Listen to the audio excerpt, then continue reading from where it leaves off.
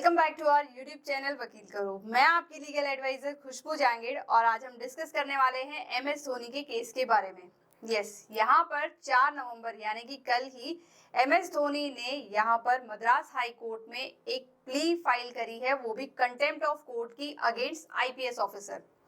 क्या है ये पूरा मामला, इस वीडियो में आज हम डिस्कस करने वाले हैं, तो वीडियो को एंड तक जरूर देखिएगा और यदि आपको पसंद आए तो आप प्लीज लाइक भी करें, शेयर करें, साथ ही साथ सब्सक्राइब करें हमारे यूट्यूब चैनल वकील करो को। तो चलिए शुरुआत करते हैं इस वीडियो की और समझते हैं कि क्या है ये केस। यहाँ पर जो 2013 का आईपीएल मैच था, उस मैच में टोटल 4 प्लेयर्स पर मैच फिक्सिंग के आरोप लगे थे, जिसके बाद में बीसीसीआई ने टोटल 2 से 3 प्लेयर्स को यहाँ पर बैन कर दिया था। लेकिन जब इस आईपीएल मैच फिक्सिंग की जो इन्वेस्टिगेशन चल रही थी, जो कि इन्वेस्टिगेशन करी जा रही थी जी संपत कुमार के द्वारा, तो जी संपत कुमार ने क्या किया था कि यहाँ पर एमएस धोनी के खिलाफ कुछ डिफेमेटरी स्टेटमेंट्स जारी करे थे। अब बेसिकली ये डिफेमेटरी स्टेटमेंट्स क्या होते हैं, तो डिफेमेटरी स्टेटमेंट्स को डिफाइन किया गया है हमारे आईपीसी के सेक्शन 499 के अंतर्गत। इसको नॉर्मल लैंग्वेज में यदि मैं कहूँ तो यदि कोई व्यक्ति किसी व्यक्ति के खिलाफ कोई अपशब्द बोलता है या फिर उसकी रेपुटेशन को हार्म करने के लिए ऐसे कुछ स्टेटमेंट बोलता है या फिर उसे कुछ उसकी रेपुटेशन को इंजरी कमिट करता है, तो यहाँ पर उन स्टेटमेंट्स को कहा जाता है डिफेमेटरी स्टेटमेंट। यानी कि यदि कोई आपकी मानहानि करता है तो ये यहाँ पर सेक्शन 499 का ऑफेंस माना जाता है।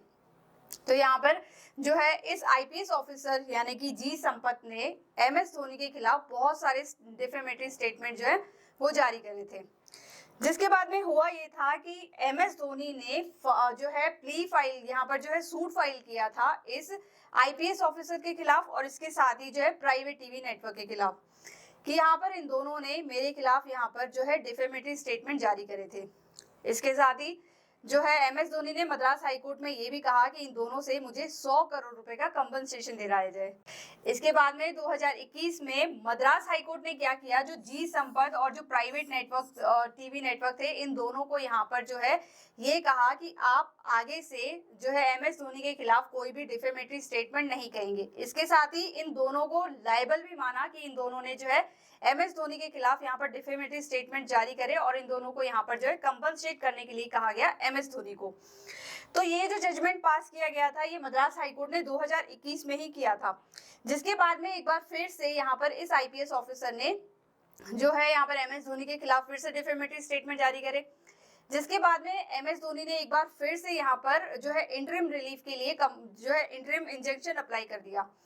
यहाँ पर क्या हुआ कि मद्रास हाईकोर्ट ने एमएस धोनी को यहाँ पर इंटरिम इंजंक्शन पारित कर दिया। तो यहाँ पर ये कहा कि इस आईपीएस ऑफिसर को फिर से यहाँ पर बैन किया गया कि आप आगे से फ्यूचर में फिर से ध्यान रखें कि आप एमएस धोनी के खिलाफ फिर से कोई डिफेमेटरी स्टेटमेंट ना कहें। तो इसके बाद में यहाँ पर जो है आईपीएस ऑफिसर ने माना कि ठीक है, मैंने फिर से डिफेमेटरी स्टेटमेंट जारी करे, अब मैं नहीं कहूंगा। लेकिन इसके बाद में दिसंबर 2021 में यानी कि पिछले साल ही इस आईपीएस ऑफिसर ने यानी कि जी संपत ने फिर से एक जो है ये जो एमएस धोनी ने जो यहाँ पर डिफेमेटरी सूट की जो एप्लीकेशन फाइल करी थी, उसे ये कहा कि इस एप्लीकेशन को यहाँ पर जो है क्वैश किया जाए, यानी कि इस सूट को यहाँ पर क्वैश किया जाए जो डिफेमेटरी सूट उस पर लगाया गया है। अब जो क्वेश्चन की एप्लीकेशन लगाई जाती है वो लगाई जाती है सेक्शन 482 ऑफ सीआरपीसी के अंतर्गत, और वो भी सिर्फ हाई कोर्ट में ही लगाई जा सकती है। अब यहाँ पर इस आईपीएस ऑफिसर ने क्वेश्चन की एप्लीकेशन लगाई सेक्शन 482 के अंतर्गत। अब खास बात ये रही कि इस एप्लीकेशन के अंदर भी यहाँ पर इस आईपीएस ऑफिसर ने एमएस धोनी के खिलाफ फिर से कुछ डिफेमेटरी वर्ड्स बोल दिए थे। यानी कि ये चाह रहे थे कि मुझे यहाँ पर जो है यहाँ पर जो इस सूट को क्वैश किया जाए, लेकिन उस क्वैशिंग एप्लीकेशन में भी यदि आप किसी के खिलाफ फिर से डिफेमेटरी स्टेटमेंट जारी कर रहे हो, डिफेमेटरी वर्ड्स बोल रहे हो, तो क्या ये सही है? तो जब एमएस धोनी को ये फिर से पता चला कि यहाँ पर इस आईपीएस ऑफिसर ने फिर से मेरे खिलाफ डिफेमेटरी स्टेटमेंट जारी करे हैं, तो यहाँ पर एमएस धोनी ने एक बार फिर से 4 नवंबर 2022 को ही मद्रास हाई कोर्ट में कंटेम्प्ट ऑफ कोर्ट की प्ली जो है फाइल करी है अगेंस्ट दिस आईपीएस ऑफिसर।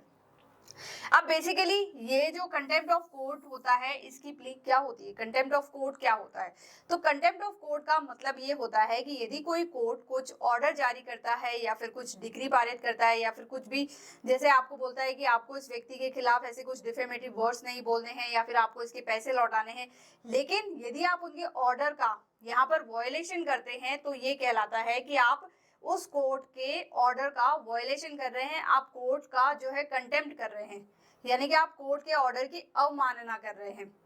तो यहाँ पर ये हुआ कि जब आईपीएस ऑफिसर को ऑलरेडी 2021 में मद्रास हाई कोर्ट ने ये कहा कि आप फ्यूचर में कभी भी एमएस धोनी के खिलाफ कुछ भी डिफेमेटरी वर्ड्स नहीं बोलेंगे, लेकिन इसके बावजूद भी एक बार फिर से इस क्वेश्चनिंग एप्लीकेशन के अंतर्गत यहाँ पर आपने फिर से एमएस धोनी के खिलाफ जो है डिफेमेटरी वर्ड्स का यूज किया, तो यहाँ पर आपने कंटेम्प्ट ऑफ कोर्ट किया है।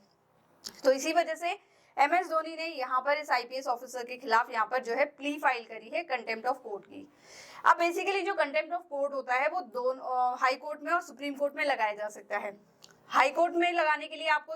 आर्टिकल 215 के अंतर्गत जहाँ पर जो है एप्लीकेशन लगानी होती है, और यदि आप सुप्रीम कोर्ट के अंतर्गत लगाना चाहते हैं तो आपको आर्टिकल 129 के अंदर लगानी होती है। तो यहाँ पर इस केस में एमएस धोनी ने जो कंटेम्प्ट ऑफ कोर्ट की जो प्ली लगाई है वो आर्टिकल 215 के अंतर्गत लगाई है। तो ये था पूरा मामला कि यहाँ पर एमएस धोनी ने इस आईपीएस ऑफिसर के खिलाफ यहाँ पर कंटेम्प्ट ऑफ कोर्ट की प्ली क्यों लगाई है। तो मैं उम्मीद करती हूँ कि मेरे द्वारा दी गई इन्फॉर्मेशन और ये वीडियो आपको समझ में आई होगी कि यहाँ पर एमएस धोनी ने क्यों यहाँ पर प्ली फाइल करी है कंटेम्प्ट ऑफ कोर्ट की इस आईपीएस ऑफिसर के खिलाफ। तो वीडियो को लाइक भी करें, शेयर करें, साथ ही साथ सब्सक्राइब करें हमारे यूट्यूब चैनल वकील करो को। तो मिलते हैं अगली वीडियो में, तब तक के लिए थैंक यू।